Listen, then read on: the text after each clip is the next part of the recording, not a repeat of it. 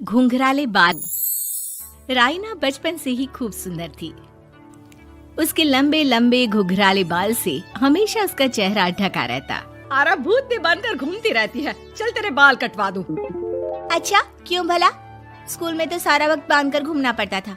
अब तो मैं कॉलेज जाऊंगी और बाल खोल कर घूमूंगी। हाँ। अरे ये बाल देख रही है, ऐसे लगता है जैसे मधुमक्खी का छत्ता। खैर, घने घने घुंघराले बालों से राइना सुंदर तो लगती, लेकिन उसे संभालना उसके लिए बड़ा काम था। माँ, अरे माँ, शैम्पू खत्म हो गया है। इस बार वो वाला लाना ना, जो घुंघराले बालों को और बाउंसी बनाता है। माँ ले आना, हाँ जरूर से। कल मेरा कॉलेज का पहला दिन है, मैं चाहती हूँ सब मुझे देखकर जले।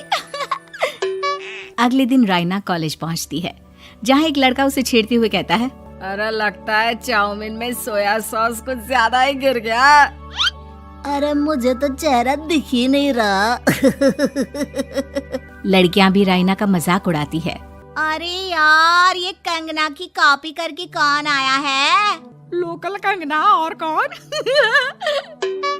राइना को सभी पर गुस्सा आता है, लेकिन वो कुछ नहीं कहती। स्कूल में तो बाल बंधे ही रहते थे, लेकिन कॉलेज में राइना एक लड़की से कहती है, हाय, मेरा नाम राइना है, मुझे आर्ट्स डिपार्टमेंट में जाना है। कहाँ से है रास्ता? अपने बाल हटा कर देखो, सामने ही बोर्ड लगा है। राइना को कॉलेज में भी दोस्त बनाने में दिक्कत आ रही थी।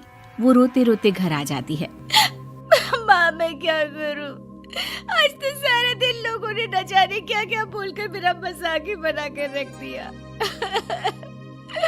माँ प्लीज कुछ करो ना मेरे बालों का। मैंने तो पहले ही कहा था कटा दे, पर तू। अरे कटाने से क्या होगा, उल्टा जो थोड़े बांध कर ये इन्हें समेट सकती है ना, वो भी नहीं कर पाएगी। तो क्या मेरी कोई दोस्त नहीं बनेगी कॉलेज में, या मैं हमेशा लोगों के मजाक का ही शिकार होती रहूंगी? राइना जोर जोर से रोने लगती है। तभी उसका छोटा भाई आ जाता है और राइना के बालों के बीच एक पेंसिल छुपा देता है। तभी उसका दोस्त भी पीछे से आ जाता है। अरे ढूंढो ढूंढो, कहाँ है पेंसिल? मैं नहीं बताऊंगा। दोस्त काफी कोशिश करता है, लेकिन उसे पेंसिल नहीं मिलती। वो वहाँ से चला जाता है। थैंक्स दी, आज आपके बालों ने तो मुझे बचा ही लिया। अच्छा, बहुत दिनों के बाद बालों को लेकर कुछ अच्छा सुनने को मिला। मुझे भी पहले लगता था कि मेरे बाल सबसे सुंदर है, लेकिन अब पता चला। अरे क्या पता चला, क्या हो गया? देख, किसी भी चीज के ना दो पहलू होते हैं। या तो तुम बालों से ही लोगों का मन जीतो, या फिर रोती रहो। अब ऐसे घने बाल तो तुम्हें भगवान ने दिए हैं। राइना को पिता की बात समझ में आ जाती है। वो सोच लेती है कि जिन बालों के कारण वो कॉलेज में एक भी दोस्त नहीं बना पा रही है, उन्हीं बालों से वो दोस्तों की लाइन लगवा देगी। अगले दिन कॉलेज में डेस्क में राइना बालों को आगे कर लेती है और लोगों को लगता है कि राइना का चेहरा पीछे है, लेकिन राइना घने घुंघराले बालों को हटाकर हंसने लगती है। देखा मेरे बालों का कमाल, इससे मेरा चेहरा भी नहीं दिखता और मैं चलती क्लास में सो भी सकती हूँ। सभी राइना को देखकर हंसने लगते हैं। क्लास में परीक्षा चल रही होती है, तो राइना अपने बालों में चीटिंग के पेपर छुपा छुपा कर आसपास के बच्चों की मदद भी कर देती है, जिसके बाद से तो राइना क्लास की हीरोइन बन जाती है। वाह राइना, तेरे बाल तो बहुत कमाल के हैं। मैं तो इन्हीं के कारण पास हो गई। और पता है, मैं तो अपने काम का सामान राइना के बालों के बीच में ही फंसा देती हूँ। जैसे जैसे काम होता है वैसे वैसे इस्तेमाल करती हूँ। अब तो क्लास में हर कोई राइना के साथ बैठने की जिद करता। राइना में इसे लेकर घमंड आ जाता है। उसे लगता है कि वही क्लास की सबसे डिमांडिंग लड़की है। फिर एक दिन, मैं इस कॉलेज में नई नई आई हूँ, क्या आप मेरी दोस्त बनेंगी? मैं? ओह सॉरी, मैं इस क्लास की सबसे डिमांडिंग लड़की हूँ। हर कोई मेरे साथ ही रहना चाहता है।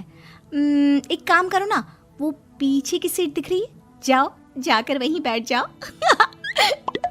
लड़की को राइना की बात बहुत बुरी लगती है, लेकिन वो करती भी तो क्या, जाकर चुपचाप पीछे की सीट पर बैठ जाती है।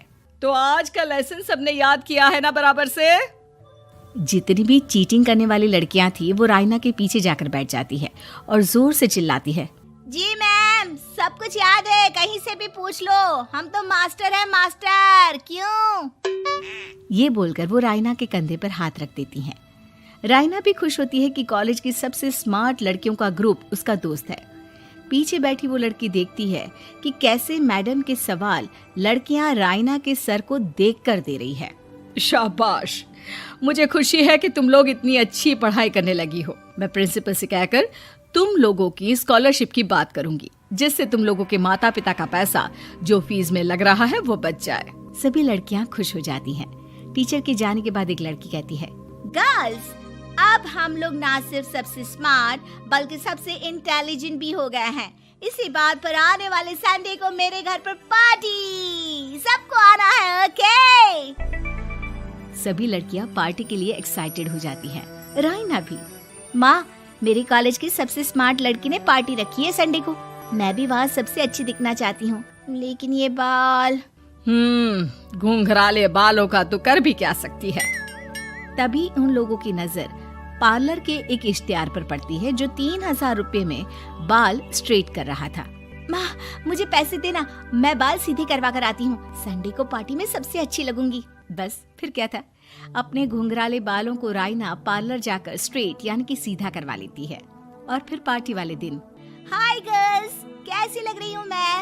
ओह नो, शिट, ये क्या करवा लिया बालों का हाल? और जिसके घर पार्टी थी वो लड़की, अरे ये क्या करवा लिया? तुम्हें मालूम नहीं है, जिस बालों में चीटिंग रखकर हम लोग टीचर के अगर इम्प्रेशन जमाते थे, उन बालों को तुमने। अरे हमें तो स्कॉलरशिप भी मिलने वाला था, अब तुमने बाल सीधे करवा लिए। अब तुम हम लोगों के लिए किसी काम की नहीं हो। अरे लेकिन हम दोस्त तो है ना, क्या मैं अच्छी नहीं लग रही हूँ? हमें तेरे अच्छे और बुरे लगने की कोई जरूरत नहीं है। हम लोगों को तेरे बालों से फायदा था, अब वो नहीं है तो हम तेरे दोस्त भी नहीं है। जा जाकर बाल वापस घुंघराले करके आ, तभी तो हम लोगों की दोस्त बन सकती है। रायना रोते रोते घर आती है और माँ को सारी बात बता देती है। माँ, ला पैसे दे, मैं बाजार जाकर बाल ठीक करा के आती हूँ। लेकिन माँ, मुझे ये बाल बहुत अच्छे लग रहे हैं, काश ये बाल मैं पहले ही सीधे करवा लेती। देख बेटा, पैसे तो मैं तुझे दे दूं, लेकिन वैसे बाल करके तू फिर ऐसे दोस्त बनाएगी जो तेरे साथ मतलब के लिए जुड़े हैं। लेकिन इन बालों में तू ऐसे दोस्त बनाएगी जो तेरे साथ जीवन भर का साथ निभाएंगे। रायना को माँ की बात समझ में आ जाती है।